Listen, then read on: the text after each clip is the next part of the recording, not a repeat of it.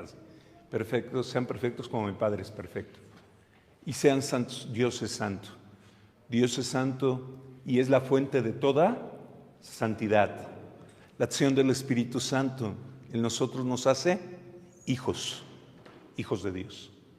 Y hoy miramos aquel misterio tan grande que llamamos la comunión de los santos. Estamos unidos con la iglesia triunfante. La iglesia triunfante es la que está en el cielo. Estamos unidos con la iglesia purgante, que es la iglesia que está en el purgatorio, y la iglesia militante, que somos nosotros. Esta comunión íntima que tenemos todos los miembros de la iglesia, porque al cielo no se llega solo. Nuestro sueño no es llegar solo, sino con todos. Y desde antiguo se entendió esta comunión profunda que tenemos con aquellos que están en el cielo, a quienes llamamos santos. Todos los que están en el cielo son santos, todos. Hemos dicho ya más de una vez que nosotros sabemos que entre los santos, obviamente Dios solo es santo en sentido estricto. Él nos hace participar, somos sus hijos, pero hijos adoptados. Nos hace participar de su ADN, ¿verdad? ¿Qué es el ADN? Aquello que nos transmite nuestros padres. Bueno, lo que nos transmite nuestro Padre es la santidad. El ADN del cristiano es la santidad. Eso nos ha transmitido nuestro Padre en el bautismo. En la antigüedad, la Iglesia empezó a venerar de modo especial el testimonio de aquellos que habían muerto como Cristo. El primer mártir, ¿quién fue? San Esteban.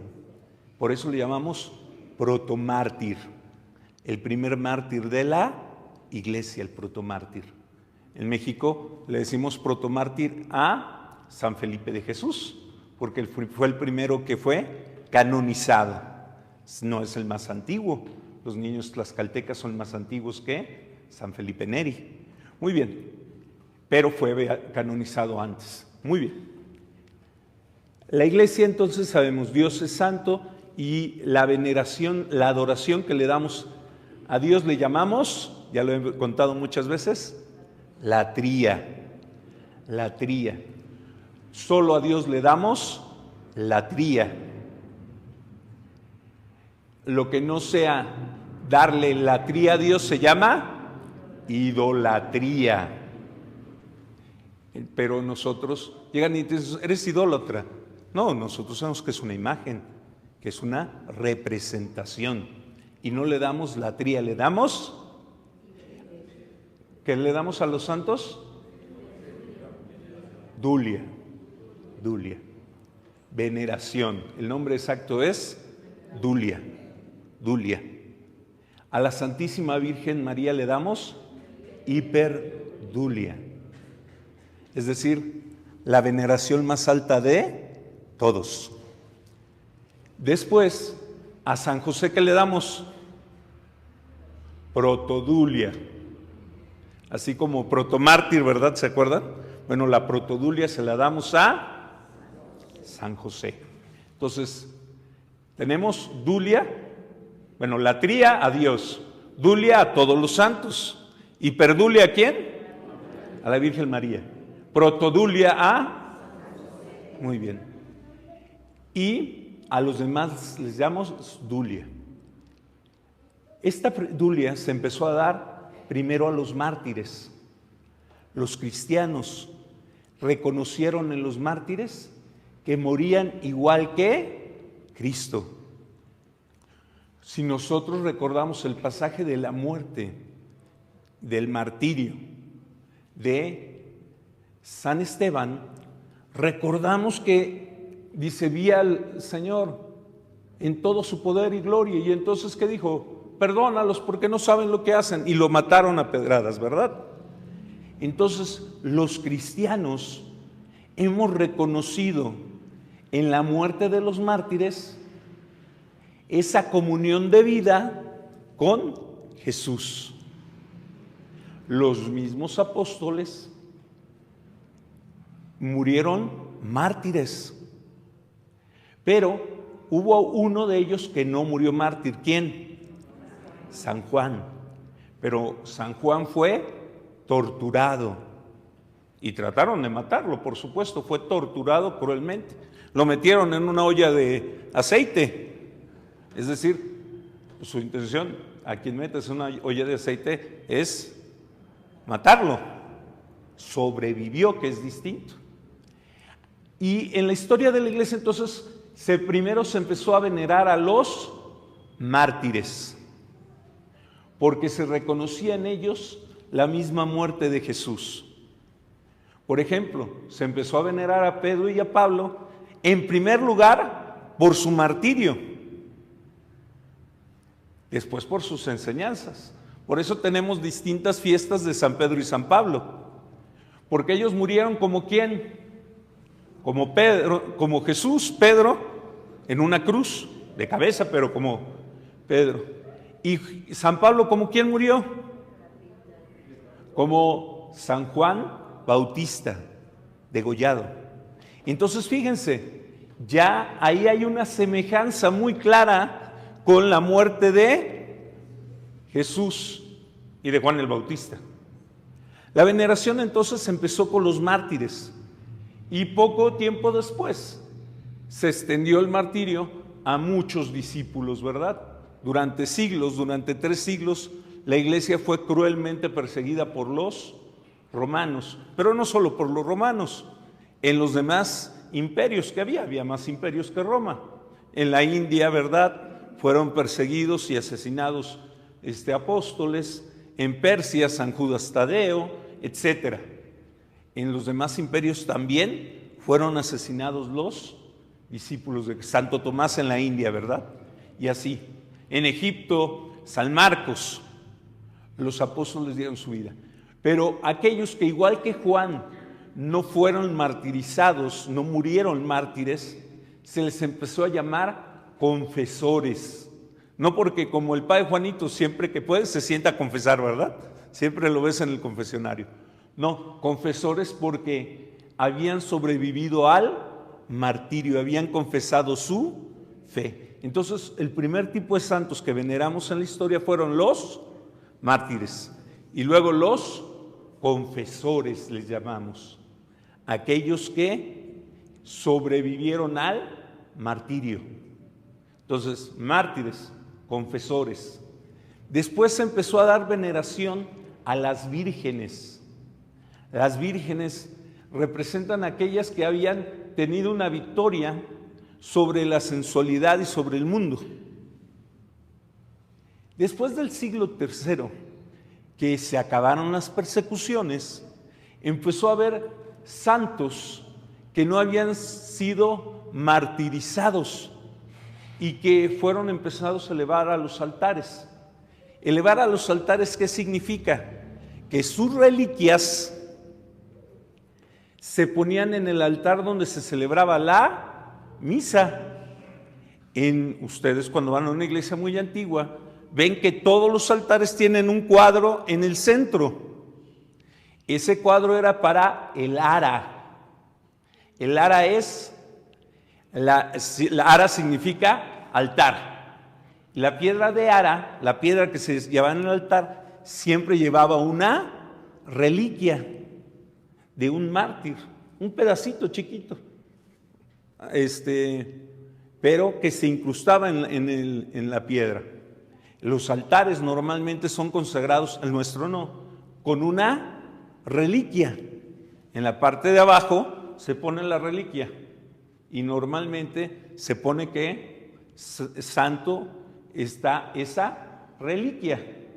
Por eso se dice elevar a los altares, no por las imágenes, sino por las reliquias de primer grado. Las reliquias de primer grado, ¿qué es? La persona. De segundo grado, ¿qué es? aquello que usó en vida. Eso no se pone en los altares, solo reliquias de primer grado. Entonces, se ponían en los altares. De hecho, los cuadros estaban porque los sacerdotes tenían su propia ara, la heredaban, etcétera. ¿Por qué? Porque no en todos lados había altares consagrados. Entonces estaba ese cuadro y el padre, si iba a celebrar misa, imagínense el padre Carlitos, hoy ya no se usa, sí se usa, no es necesario para celebrar misa, pero en la antigüedad sí. Entonces el padre Carlitos llevaba su cáliz, su ornamento y también su piedra de ara. Terminaba la misa aquí, agarraba su piedra de ara y se la llevaba a María Auxiliadora, de María Auxiliadora se la llevaba a San Juan Diego y así se la llevaba, pero no podía celebrar misa sin la piedra de ara, y era así grandota, ¿verdad? Muy bien. Eso significaba elevarse a los altares. Es que literalmente estaban en el altar. Por eso siempre mencionamos a los santos cuando se celebra la misa. Y con Santa María, su esposo San José, y los apóstoles y mártires, etc. Y hay una consagración, la más larga de todos, se llama el canon, que presenta una lista larga de nombres. Una vez me dijo alguien, ¿y por qué dicen tantos nombres? Porque estamos orgullosos de ellos.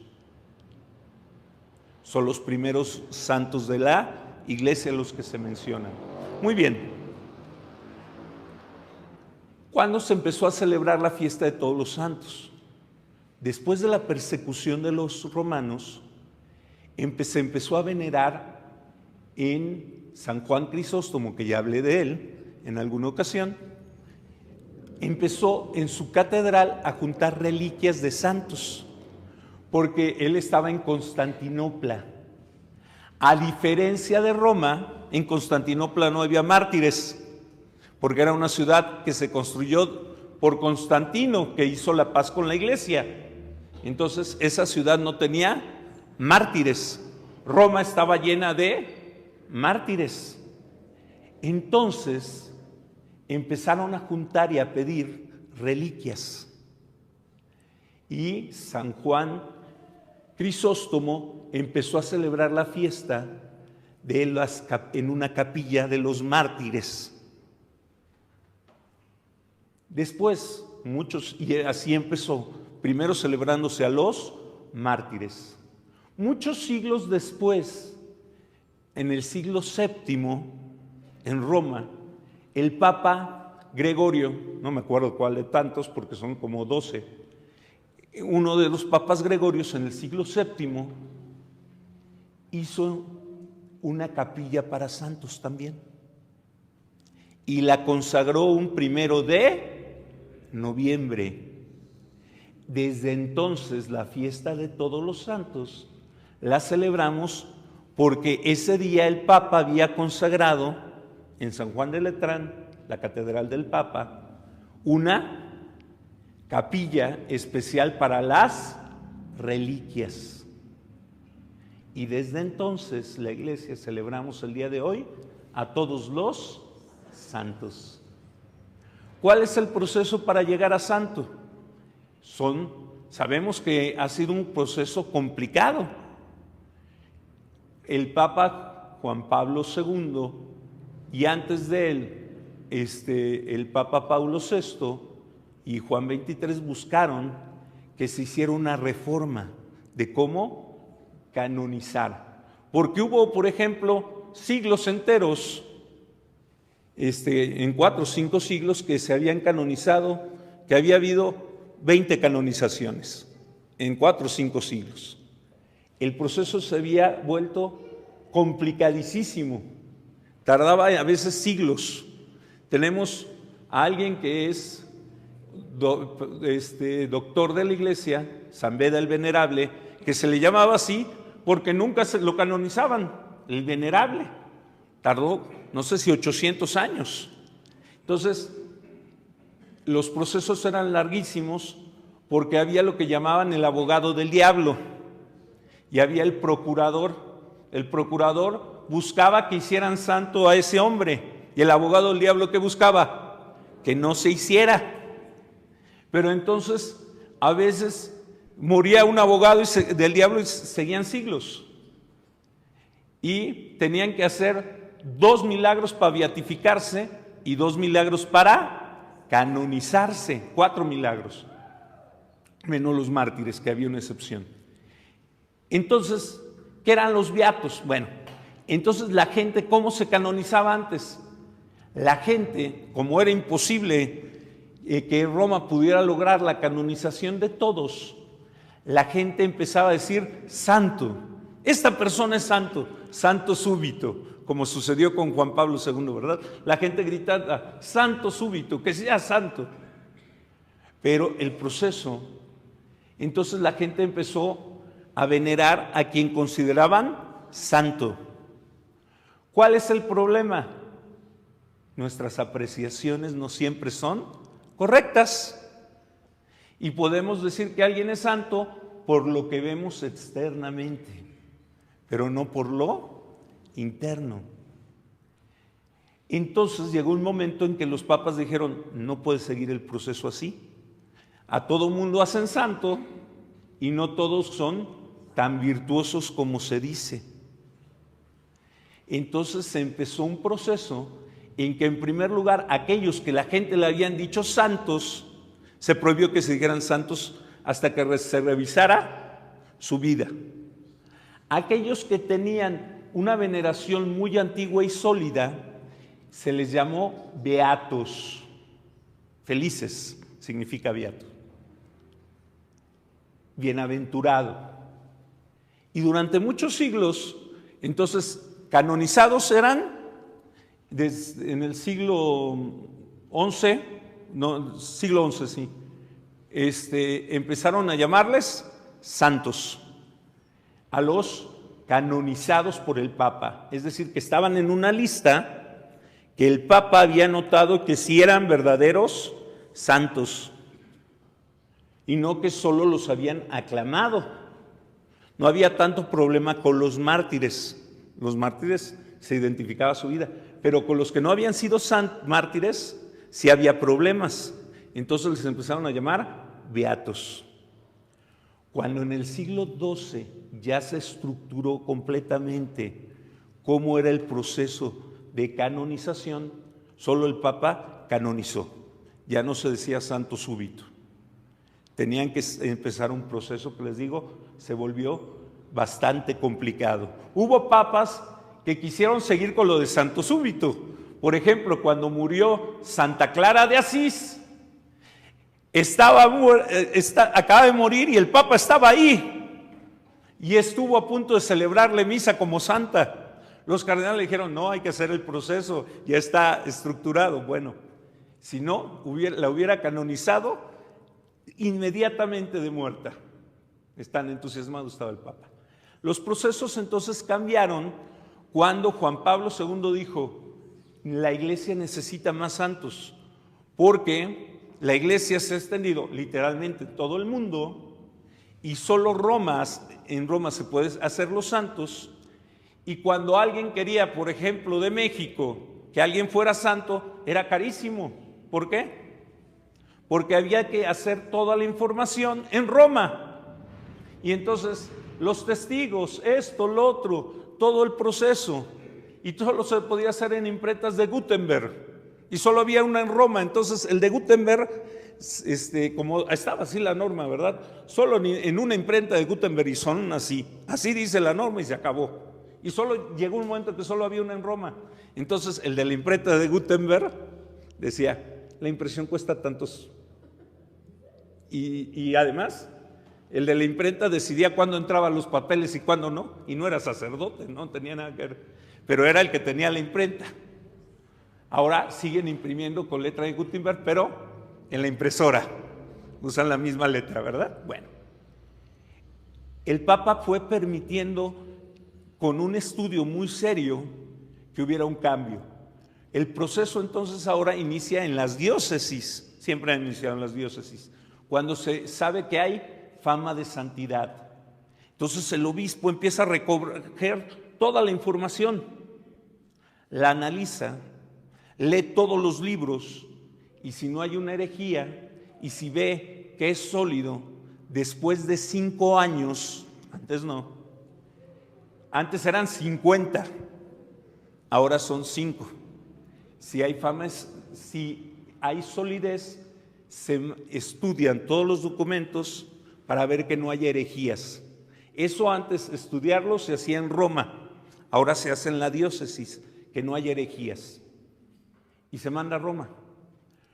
Cuando Roma acepta que ese proceso empiece en la diócesis, a quien es considerado candidato a santo, se le empieza a llamar siervo de Dios. Cuando Roma ya ve que el proceso está maduro y hay muchas posibilidades, se le llama venerable.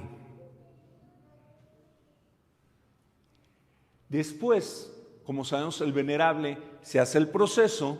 Si es mártir, no necesita milagro. Si es para su beatificación, para la canonización, todos necesitan un milagro. Y si es, entonces, si pasa, entonces se le llama beato.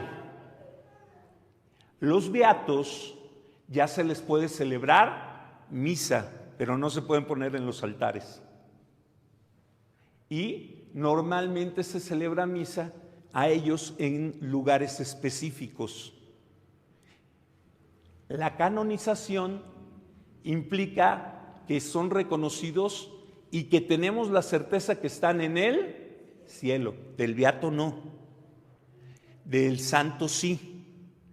La canonización implica un acto que se llama, del Papa, que se llama un acto de doctrina extraordinario.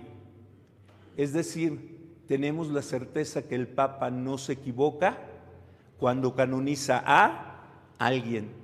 Cuando beatifica puede ser que sí. Por eso es distinto.